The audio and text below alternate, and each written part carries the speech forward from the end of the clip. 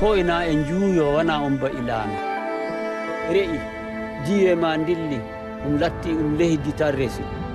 Quand le producteur Yves Darondo m'a proposé de faire ce film, outre le fait que bon, j'avais un peu les chocottes parce que je me demandais comment j'allais pouvoir aborder la question du réchauffement climatique en relation avec le manque d'eau en Afrique de l'Ouest, en étant au plus près de la réalité, mais aussi pertinente sur le sujet. Moi, il m'est apparu évident que je n'allais pas faire un film didactique, avec des chiffres, des datas, une voix off, etc. J'ai voulu vraiment faire un film d'immersion à travers la question de ce que sont les liens familiaux, comment une cellule familiale, une communauté villageoise se retrouve impactée par la question du réchauffement climatique et quels sont tous les sujets de la vie quotidienne et de la vie tout court dans lesquels ça rejaillit. On est au-dessus de l'eau, mais c'est tellement profond, c'est pour cela. Là, il faut un forage.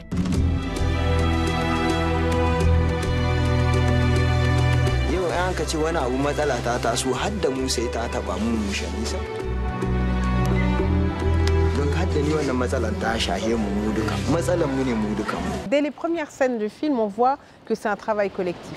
L'eau est tellement profonde dans l'Azawad que quasiment toute l'année, les hommes doivent être là parce que ça requiert une force physique de tirer l'eau du puits. Alors ça requiert la force des hommes, la force des ânes qui sont harnachés pour tirer cette corde et ramener l'eau du fond du puits. Enfin, c'est vraiment un travail collectif et même parfois les hommes restent plus longtemps que prévu, des journées entières, des soirées pour aider des femmes dont les hommes ne sont pas là.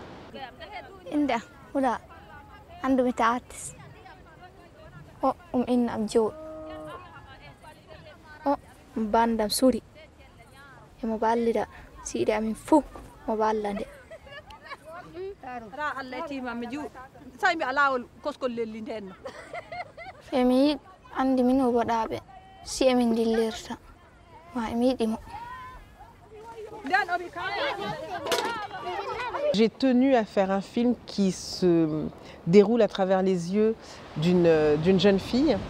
Et c'est vrai qu'il y avait un désir de cinéma, une image en cinémascope, de très gros plans, des paysages restitués dans tout leur graphisme, mais aussi toute leur force, leur poésie. Parce que je voulais faire ce film en Afrique de l'Ouest en donnant au spectateur l'impression qu'il fait un peu partie de cette histoire par un phénomène d'empathie et qu'il a affaire à des gens qui sont certes dans le dénuement, mais qui ont leur dignité.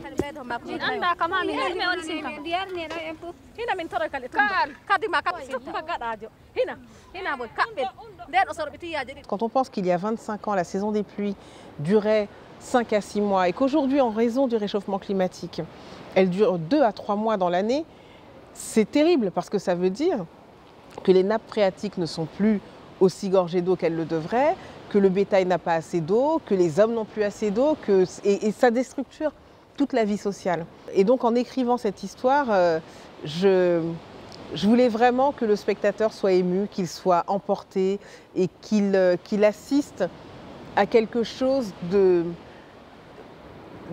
comment dire, de fort. Et le cinéma permet ce genre d'émotion.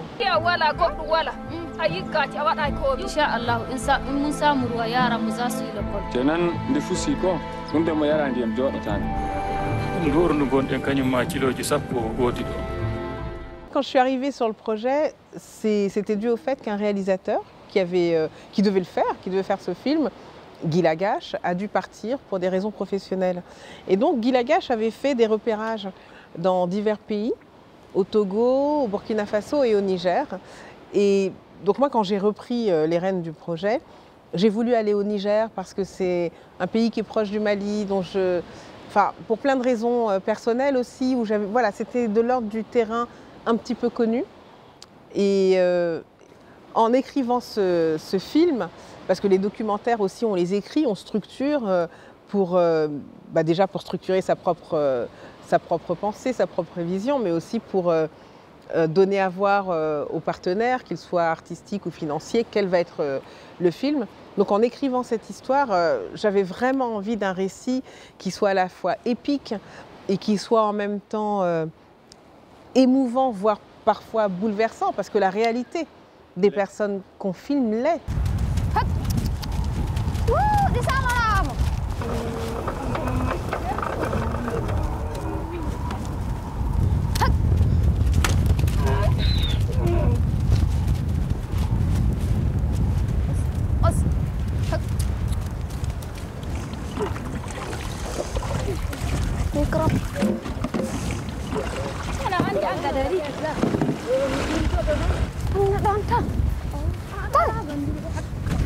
Je voulais montrer que l'être humain a une force de résilience et que les enfants, même s'ils sont confrontés à la dureté de la vie et qu'ils ne devraient pas vivre ça, ils développent dans leur monde des choses belles. Les parents ou les communautés continuent à se réunir, à faire des fêtes, des célébrations. Et même si le quotidien est dur, on est dans cette dignité-là de continuer à avoir la tête haute et à accueillir aussi les joies.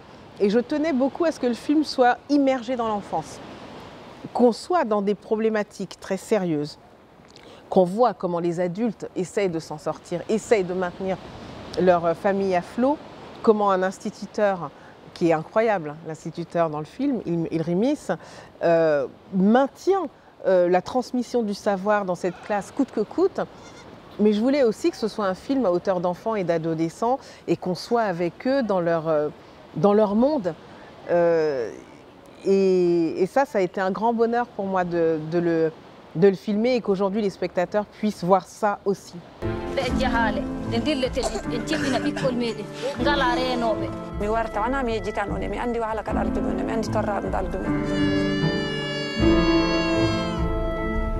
Pour le départ des mères ou d'autres scènes comme ça, je ne pouvais pas être là à ce moment-là. Donc j'ai vraiment, à travers les échanges avec les femmes notamment, cherché à comprendre, ou le départ du père pareil, comment ça se passait. Et donc c'était tout simplement des discussions. Je leur disais, mais comment ça se passe quand vous partez? Vous allez au Nigeria, ça dure combien de temps? Qu'est-ce que vous apportez comme affaire avec vous? Qu'est-ce que vous dites à vos enfants? À quelle heure vous partez? Dans quel état est-ce que vous vous sentez? À quoi vous pensez? Qu'est-ce que vous montrez de vos sentiments, de vos émotions? Qu'est-ce que vous ne montrez pas? Et il y avait un climat de confiance qui faisait que les femmes ou les hommes me racontaient. Et parfois, je leur ai dit, est-ce qu'on peut le faire vraiment comme c'est dans la réalité? Et il y a beaucoup de documentaires où on a recours à ça parce qu'on ne peut pas toujours être là. Alors il y a des documentaires où ça n'est pas, voilà, la réalisation ne s'octroie pas du tout ça. Et moi j'ai tenu, d'abord je voulais montrer ça véritablement parce que c'est ce qu'ils vivent. Et donc j'ai essayé d'amener les gens à recréer eux-mêmes, et c'est moi qui les suivais, c'est la caméra qui les suivait, et on a comme ça, ensemble, restitué au plus près de la réalité ce qu'ils vivent, et on a pris beaucoup de plaisir à faire ça, parce que je pense que pour ces personnes, personne ne s'intéresse à ce qu'ils vivent. Personne ne leur pose ces questions-là, ou alors c'est extrêmement rare. Et donc cette attention portée, ce regard, cette écoute, que je me devais d'avoir vis-à-vis d'eux, c'est quelque chose qui, je crois, les a poussés à regarder, à considérer leur expérience aussi à travers de toutes ces discussions-là. Et donc une discussion en amenait une autre, enfin, c'était passionnant comme processus.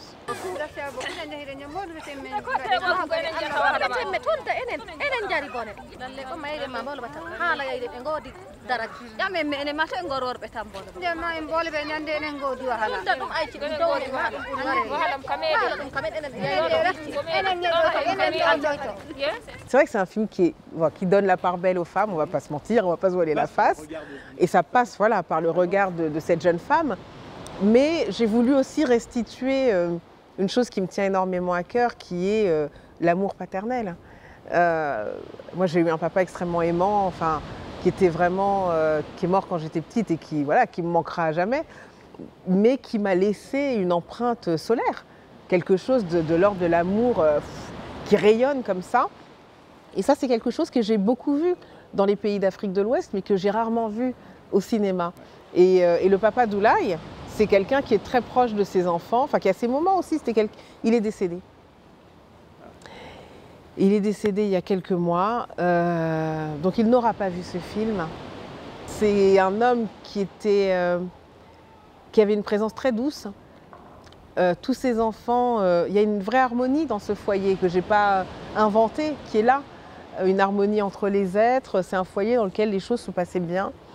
Et j'ai tenu à montrer ça, la présence du père, la façon dont il prend le relais en l'absence de sa femme, la tendresse, les gestes de tendresse. Moi, ce sont des choses qui m'émeuvent énormément. Et j'ai eu la chance de tomber sur une famille dans laquelle c'était vraiment là.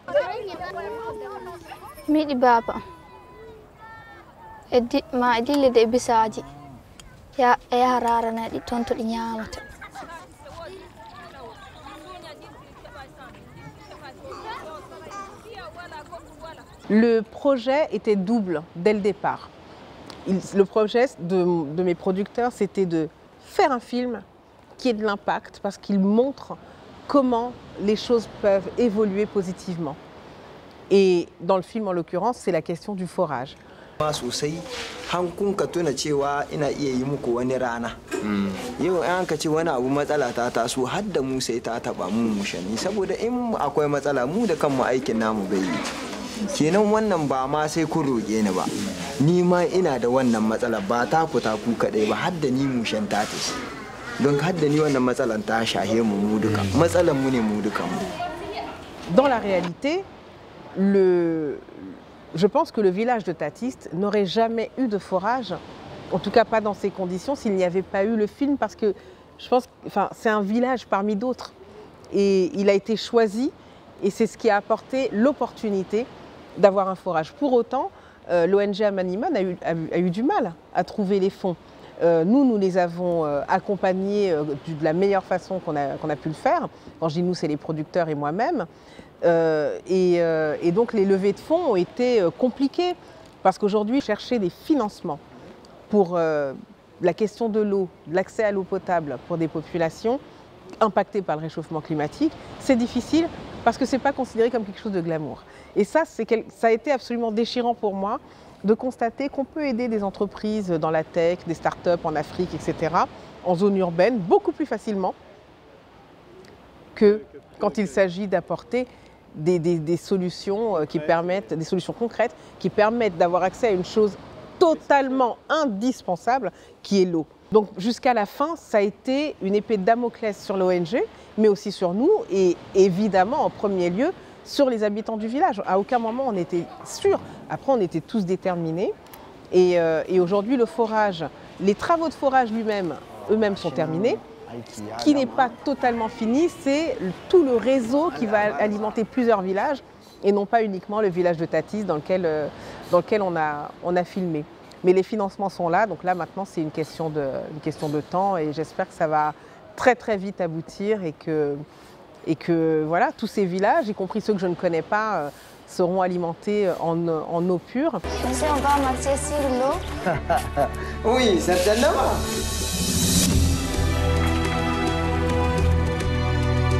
Pourquoi aujourd'hui ce n'est pas comme avant? Pourquoi il n'y a pas d'eau? C'est ça qu'on appelle les changements climatiques.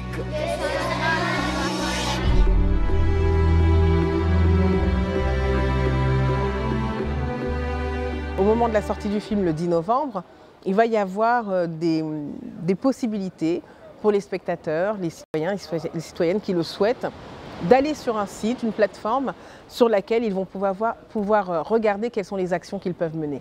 Ça peut être différentes choses, ça peut être s'engager dans des associations, donner de son temps, ça peut être s'informer tout simplement pour mieux voter par exemple, ça peut être donner de l'argent, pourquoi pas, ça peut être différentes choses, différentes actions comme ça. Et le film, il a aussi cette vocation-là à être un outil d'information, de sensibilisation du public, mais aussi des institutions et des lieux de pouvoir pour que des décisions politiques soient prises en faveur du développement durable.